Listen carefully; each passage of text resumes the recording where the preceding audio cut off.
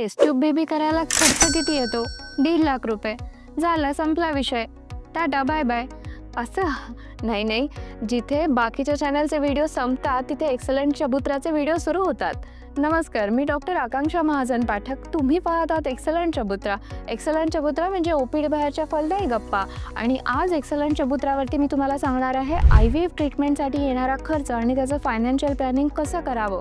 Video शेवटपर्यंत नक्की पहा. प्रत्येक मुद्दा अतिशय महत्त्वाचा आहे. कुठल्याही दर्जेदार IVF सेंटरमध्ये जेव्हा तुम्ही जाता तेव्हा एक पॅकेज सिस्टीम त्यांनी बनवून ठेवलेली असते. साधारण IVFची प्रोसिजरल कॉस्ट आणि इंजेक्शन या दोन्हीला जोडून जी किंमत येते त्याचा पॅकेज ते तुम्हाला ऑफर करतात. प्रोसिजरल कॉस्ट म्हणजे काय असतं तर ह्याच्यामध्ये येतात ते तुमचे डेलीचे अल्ट्रासाऊंड, कन्सल्टेशन्स, ओवम पिकअपचा खर्च, त्या दिवशीचा ॲनेस्थेशियाचा मेडिसिनचा खर्च, ॲनेस्थेटिस्टची प्रोफेशनल फीज, त्यानंतर ओवम पिकअप झाल्यानंतर स्त्रीबीज बाहेर काढल्यानंतरचा मीडिया डिस्पोजेबल्सचा खर्च, त्यानंतर भ्रूण तयार झाल्यानंतर ते भ्रूण गोठवण्यासाठीचा खर्च, एकंदर हे भ्रूण मेंटेन करण्यासाठी लागणारे इलेक्ट्रिसिटी चार्जेस, त्यानंतर थॉईंग करून एम्ब्रिओ ट्रान्सफर जेव्हा आपण करतो त्यावेळेचा एम्ब्रिओ कॅथेटरचा खर्च, मीडियाचा खर्च, त्यावेळेचा डिस्पोजेबलचा खर्च, एम्ब्रिओलॉजिस्टची प्रोफेशनल फीज, डॉक्टर्सची प्रोफेशनल फीज, हे सगळं मिळून येते ती IVFची प्रोसिजरल कॉस्ट.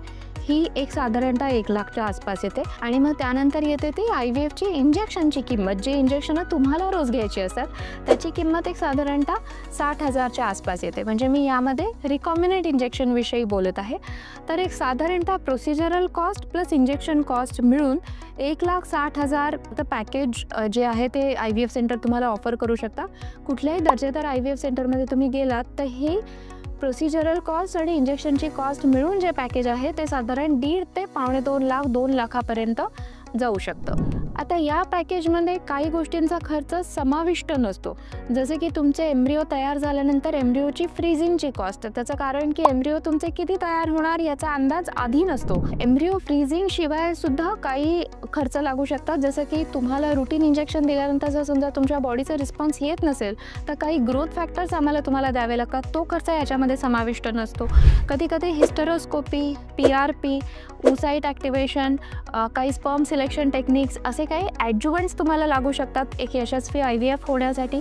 तो खर्च या सगळ्यामध्ये समाविष्ट नसतो. तर या सगळ्याचा मिळून खर्च जास्तीत जास्त 50,000पर्यंत येतो.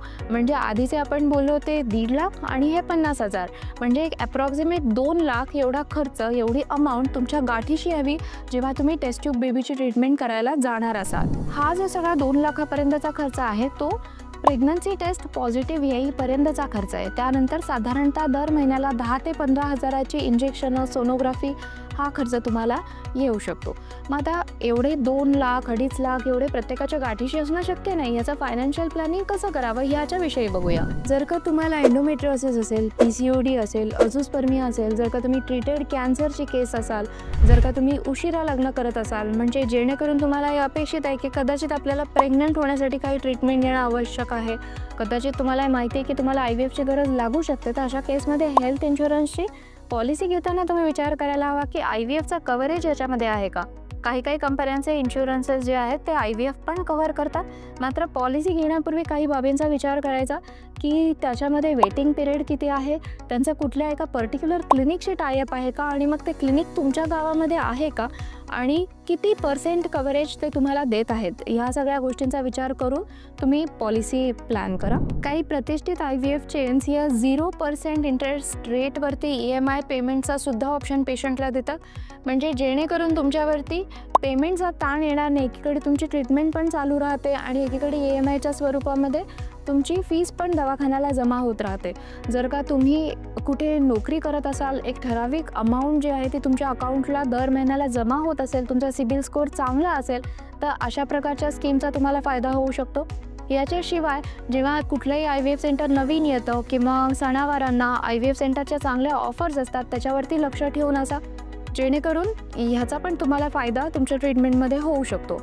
जेव्हा तुम्ही फायनान्शियल प्लॅनिंग करून IVF सेंटरला जाता तेव्हाचा तुमचा IVF सेंटरकडे बघण्याचा दृष्टिकोन हा वेगळा असतो आणि डॉक्टरला सुद्धा तुम्हाला ट्रीटमेंट देण्याची आवश्यक ती मुभा मिळते. आपला देश हा जगातील सर्वोत्कृष्ट IVF ट्रीटमेंट देणाऱ्यांपैकी एक मानला जातो. आपल्या देशातील डॉक्टर हे या क्षेत्रामध्ये अतिशय निष्णात असल्याचं पूर्ण जगभरामध्ये मान्यता आहे.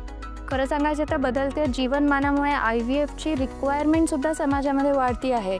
पण तरीसुद्धा जास्त खर्चिक आहे, IVF करावं की नाही हा विचार करण्यामध्ये पेशंट आपला बहुमूल्य वेळ वाया घालवतात. आणि मग वय वाढलं की IVFचा रिझल्टसुद्धा जसा म्हणावा तसा येत नाही. त्याच्यामुळे ज्या क्षणी तुम्हाला हे कळेल की नॉर्मल ट्रीटमेंटमध्ये आपल्याला मूल होत नाही आहे, कदाचित ॲडव्हान्स ट्रीटमेंटची आपल्याला गरज लागेल, त्या क्षणापासून तुम्ही IVFच्या दृष्टीने विचार करायला हवा. त्या दृष्टीने तुमची फायनान्शियल प्लॅनिंग ही व्हायला हवी.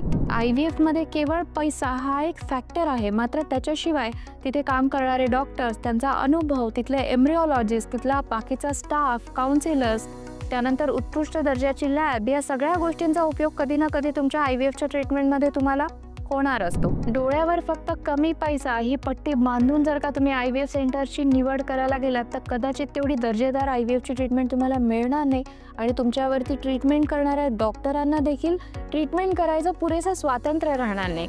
त्यामुळे परत IVF करून आपल्या शरीराला आणि मनाला जास्त त्रास द्यायचा की एकदाच दर्जेदार IVFची ट्रीटमेंट करून घ्यायची ते तुम्हीच ठरवा. यानंतर देखील IVFची ट्रीटमेंट करावी का नाही याच्या बाबतीत तुम्ही संभ्रमात असाल तर याविषयी माझा एक विस्तृत व्हिडिओ यूट्यूबवरती आहे. त्या दिलेल्या लिंकवरती तुम्ही क्लिक करा, तिथे तुम्हाला डिटेलमध्ये व्हिडिओ सापडेल, तो नक्की बघा. तुम्हाला व्हिडिओ आवडला असेल तर व्हिडिओला लाईक करा, चॅनलला सबस्क्राईब करा आणि हा व्हिडिओ जास्तीत जास्त लोकांपर्यंत पोहोचा, जेणेकरून जे कोणी तुमचे ओळखीतले लोक असतील जे IVF करावं का नाही या गोष्टींवर विचार करण्यातच खूप वेळ घालवत असतील तर त्यांच्यापर्यंत हा व्हिडिओ पोहोचता करा. त्यांना निश्चित या व्हिडिओचा फायदा होईल.